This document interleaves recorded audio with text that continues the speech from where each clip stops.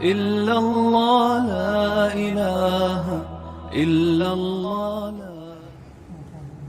إن الحمد لله والصلاة والسلام على رسول الله أما بعد أعوذ بالله السميع العليم من الشيطان الرجيم من همزه ونفسه ونفخه ولا تقف ما ليس لك به علم إن السمع والبصر والفؤاد كل أولئك كان مسعولا صدق الله العظيم. حضرات محترم، ہمارے معاشرے میں بہت سی ایسی باتیں ہیں جن پر ہم بغیر سوچے سمجھے یقین کر لیتے ہیں۔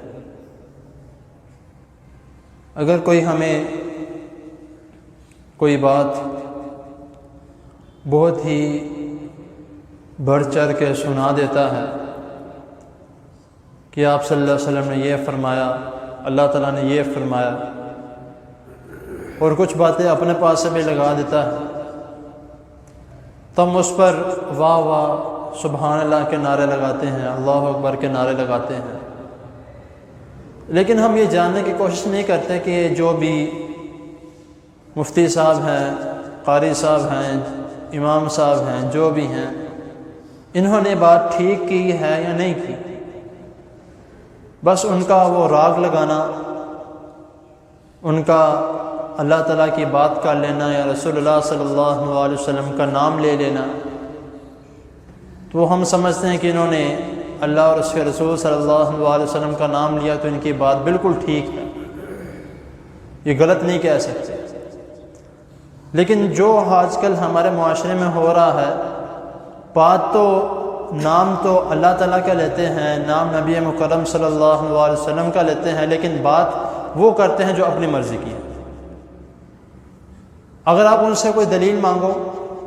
کہ بھئی آپ نے یہ بات کی ہے تو اس کا کوئی حوالہ آپ کے پاس موجود ہے کہیں قرآن میں، کہیں حدیث میں، تو بات کو گما پھرا کے کہ آپ کو میرے پہ یقین نہیں ہے، میں نے یہ بات کی ہے، آپ کو پتہ نہیں میں فلاں جگہ پہ جاتا ہوں، فلاں جگہ پہ جاتا ہوں، کسی سے بھی پوچھ لو میرا نام، میں کتنا بڑا عالم ہوں۔ عالم کی تو بات کی نہیں کہ بھئی آپ غلط ہو، بس اتنا مانگا ہے کہ اس کی ذرا مجھے تفصیل، جو اس کے ریفرنس ہے، اس کا نمبر ہے، وہ مجھے بتا دو تاکہ میں بھی جا کے پڑھ لوں۔ آگے پھر لوگوں کو اگر بتانا ہو تو پھر کوئی اور ہم سے پوچھ لے گا کہ آپ نے کہاں پہ سنا ہے، تو میں یہ تو نہیں کہوں گا کہ میں نے فلاں قاری صاحب سے سنا، میں تو یہ کہوں گا کہ فلاں قاری صاحب نے رسول اللہ صلی اللہ علیہ وسلم کا نام لے کر فلاں حدیث سے بیان کی تھی۔ لیکن ہم نے آج کل یہ بالکل کرنا چھوڑ دیا۔ میری کوشش ہوتی ہے کہ جب بھی کوئی اس طرح میرے پاس بیٹھ کے کوئی دوست وغیرہ، کزن، جب بھی ہم آپس میں اکٹھے بیٹھتے ہیں تو میری کوشش یہ ہوتی ہے کہ جب میں کوئی بات کرتا ہوں تو میں کہتا ہوں کہ بھائی میرے سے سن رہے ہو، ٹھیک ہے، آپ کے پاس میں بیٹھا ہوا ہوں، میں جو بات کرتا ہوں میرے سے ریفرنس مانگ لو، ہو سکتا ہے میں کہیں غلط بھی ہوں، میں یہ نہیں کہتا کہ نعوذ باللہ میں ہر جگہ ٹھیک ہوں، میں یہ کہتا ہوں کہ ہو سکتا ہے میں کہیں غلط بھی ہوں، تو میں آپ کے سامنے جو بات کرتا ہوں تو آپ میرے سے اس کا ریفرنس لازمی مانگا کرو، اور میرے سے نہیں، آپ جس سے بھی کوئی بات سنتے ہو اس سے ریفرنس لازمی طور پر مانگا کرو۔ اب یہ چند باتیں تو میں نے کئی مرتبہ احادیث میں آپ کے سامنے درس میں بیان بھی کی ہے، اور ایک آج ہی کل میرے خیال سے کہ میں بنی اسرائیل جو سورت ہے اس کا مطالعہ کر رہا تھا پرسوں درس دینے کے لیے مقدس مسجد میں، جو شکر الحمدللہ ہفتہ اور جمعرات کو جو درس کا آغاز کیا ہے، تو درس دینے کے لیے میں ایک دو آیات کا جو ہے وہ مطالعہ کر رہا تھا، تو وہاں پہ مجھے یہ آیت ملی، ساتھ ہی اس کا ترجمہ بھی میں پڑھنے لگ گیا، کہ جو ابھی شروع میں نے آپ کے سامنے آیت کریمہ تلاوت کی ہے، وَلَا تَقْفُ مَا لَيْسَ لَكَ بِهِ عِلْمٌ، کہ اللہ تعالیٰ فرما رہے ہیں کہ کسی بھی بات کو یا کسی بھی بات پر یقین کر کے اس کو سچ سمجھ کر اس پر عمل کرنا شروع نہ کر دینا۔ وجہ ان السمع والبصر والفؤاد کل اولئک کان مسئولا، کہ تمہاری نظر، تمہارا کان، تمہارا دل اور تمہارے سارے جسم کے بارے میں قیامت والے دن سوال کیا جائے گا۔ اب یہ بہت بڑی بات ہے، ہم جواب دے سکتے ہیں؟ نہیں دے سکتے۔ کیوں؟ کیونکہ ہم نے جو سنا ہے، ہم نے جو دیکھا ہے، تو ہم تو نہیں کہہ سکتے کہ جو ہم نے سنا ہے اور ہم نے دیکھا ہے کہ وہ بالکل ٹھیک ہے، جب تک ہمارے پاس کوئی ثبوت نہیں ہوگا۔ اللہ تعالیٰ کے سامنے کیا جواب دے ہوں گے کہ اللہ مجھے فلاں کا آسان نے بتایا تھا تو اس لیے میں اس پر عمل کرنے لگ گیا۔ سوشل میڈیا کا دور ہے، جو ہمارے سامنے کوئی چیز آتی ہے، کوئی حدیث آتی ہے یا کوئی اچھی بات لکھی ہوتی ہے، اوپر حضرت علی کا نام لکھا ہوتا ہے رضی اللہ تعالیٰ۔ حضرت علی کا نام کسی نے لکھا، حضرت ابو بکر کا نام لکھا، حضرت عثمان غنی رضی اللہ تعالیٰ عنہما، ان سب کا نام لکھا ہوتا ہے اور نیچے کوئی نہ کوئی بات لکھی ہوتی ہے۔ میں یہ نہیں کہتا وہ جو نیچے کوٹیشن لکھی ہے وہ غلط ہے، بات اچھی ہے، ٹھیک ہے، لیکن میں یہ کہتا ہوں کہ یہ اوپر جو نام لکھا ہوا ہے وہ ہٹا دو، کیونکہ آپ یہ بالکل یقین سے نہیں کہہ سکتے کہ واقعی یہ حضرت علی یا حضرت ابو بکر، حضرت عثمان، حضرت عمر رضی اللہ تعالیٰ عنہم کا قول ہے۔ آپ یہ یقین سے کہہ سکتے ہو؟ کہتا ہے نہیں، مجھے فلاں بندے نے بھیجا، میں نے آگے بھیج دیا، مجھے اچھا لگا۔ یہی اللہ تعالیٰ قرآن جن میں فرما رہے ہیں کہ جب تک تمہیں اس کے بارے میں صحیح طرح علم نہ ہو جائے تم اس کو کیوں آگے بھیجتے ہو، اس کے اوپر کیوں عمل کرنے لگ جاتے ہو۔ اسی طرح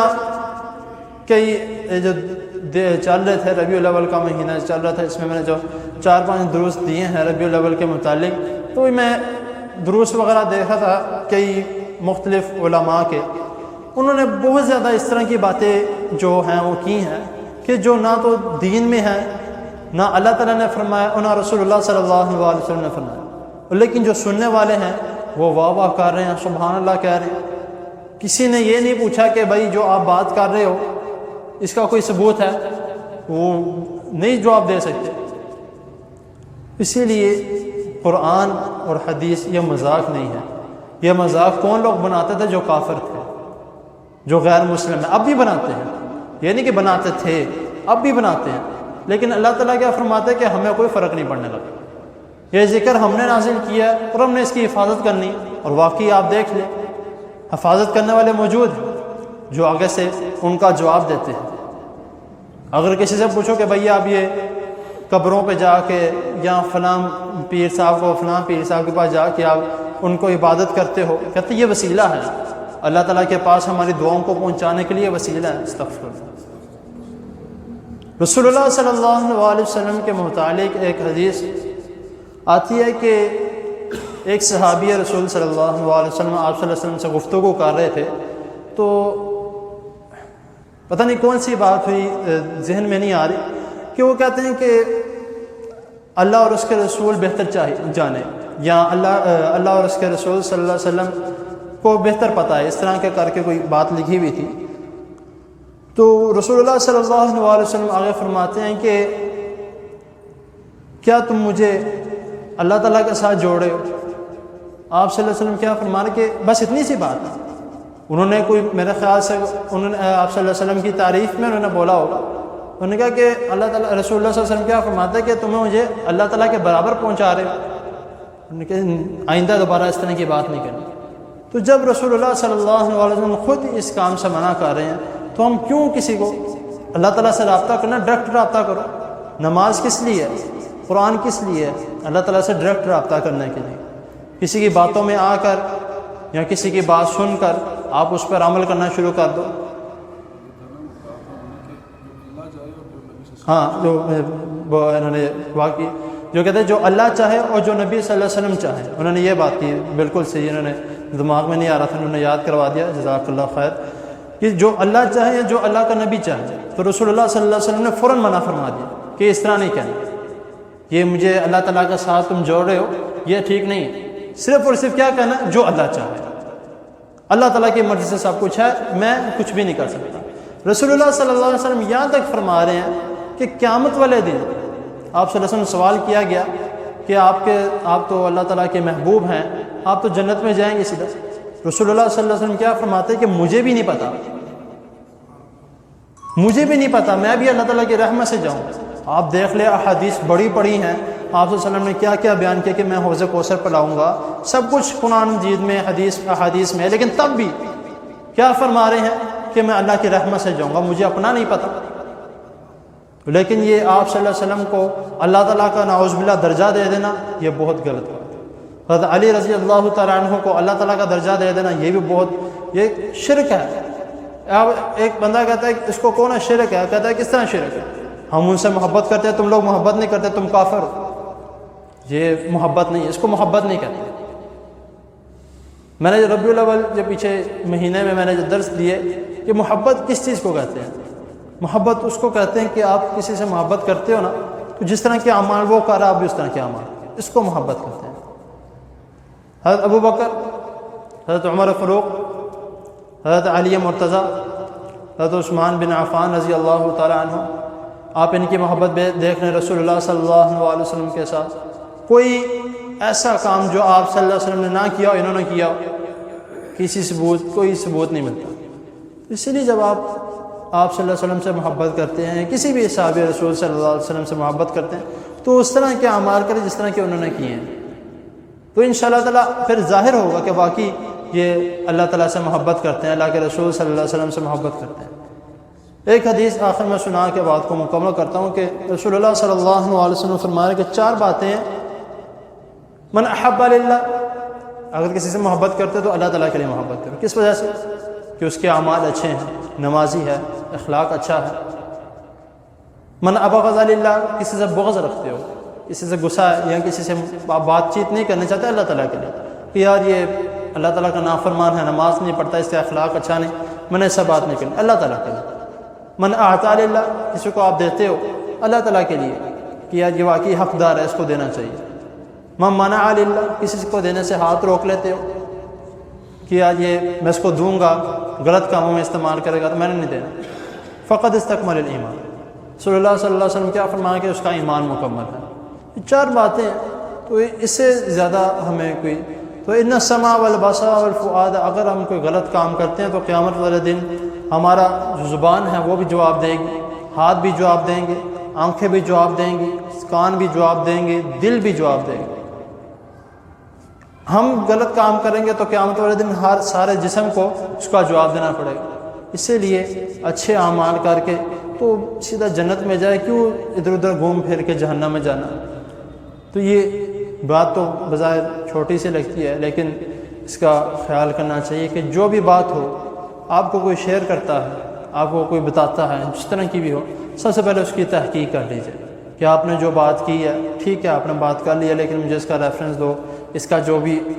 آپ نے جہاں سے پڑھی ہے مجھے کتاب کا نام بتاؤ، تاکہ میں بھی اس کے بارے میں پڑھ سکوں، مجھے بھی پتہ لگے، میں بھی اگر لوگوں کو بتاؤں تو اس کا لازمی طور پر ریفرنس ضرور مانگے، تاکہ اس پر ہمارا بھی عمل ہو، دوسروں کا بھی عمل ہو، اور اس آیت پر بھی عمل ہو جائے، وَلَا تَقْفُ مَا لَيْسَ لَكَ بِهِ عِلْمٌ، کہ اس عمل کو یقین سمجھ کے نہ کرو جس کے بارے میں تمہیں شک ہو۔ تو اللہ تعالیٰ کی حضور دعا ہے اللہ تعالیٰ ہمیں جو سنا ہے اس کو سمجھنے کی، اس پر عمل کرنے کی توفیق عطا فرمائے۔ جزاکم اللہ خیر۔